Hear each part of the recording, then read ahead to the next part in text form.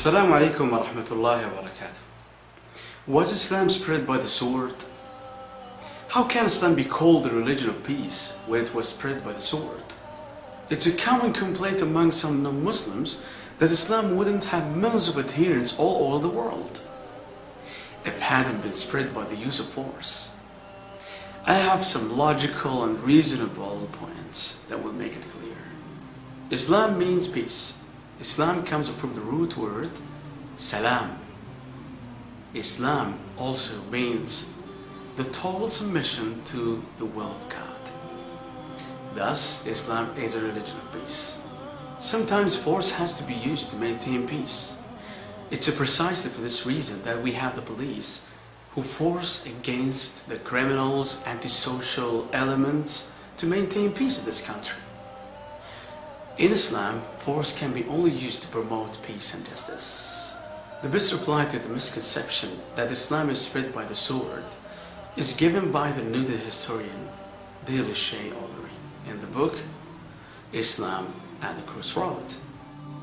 History makes it clear, however, that the legend fanatical Muslims sweeping through the world and forcing Islam at the point of the sword upon conquered races is one of the most fantastically absurd myths that historians have ever repeated. Muslims ruled Spain for about 80 years. The Muslims of Spain never used the sword to force the people to convert to Islam. Later, the Christian crusaders came to Spain and wiped out the Muslims. There wasn't a single Muslim in Spain who could openly give the adhan, that is the call for prayers. Muslims were the lords of Arabia for 1,400 years. For a few years the British ruled, and for a few years the French ruled. Overall, the Muslims ruled Arabia for 1,400 years. Yet today, there are 14 million Arabs who are Coptic Christian. If Muslims had used the sword, there wouldn't have been a single Arab who would have remained Christian. The Muslims ruled India for about 1,000 years.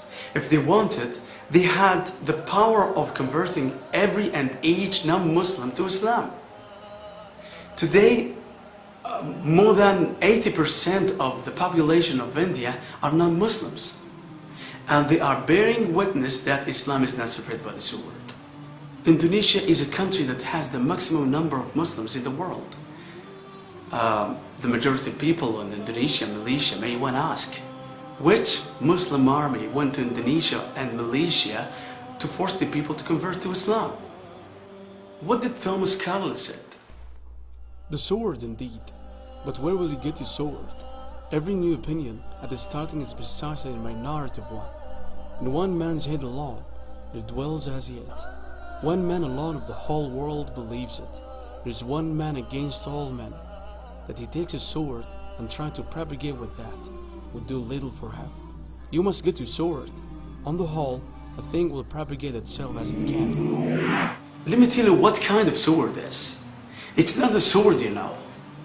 It's the sword of the intellect. It's the sword that conquers the hearts and minds of people. Allah says in Quran, ادع إلى سبيل ربك بالحكمة والموعظة الحسنة وجادلهم بالتي هي أحسن إن ربك هو أعلم بمن ضل عن سبيله وهو أعلم بالمهتدين. Islam is the fastest growing religion in America and Europe. Which sword is forcing people in the West to accept Islam in large numbers?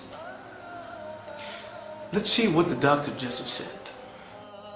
People who worry that nuclear weapon will one day fall in the hands of the Arabs fail to realize that Islamic bomb has been dropped already. It fell the day Muhammad was born. I want you to have a look at the statistics of non-Muslims who are converting to Islam every day. Are they converted to Islam by the sword, or are they using their hearts and minds? See you later.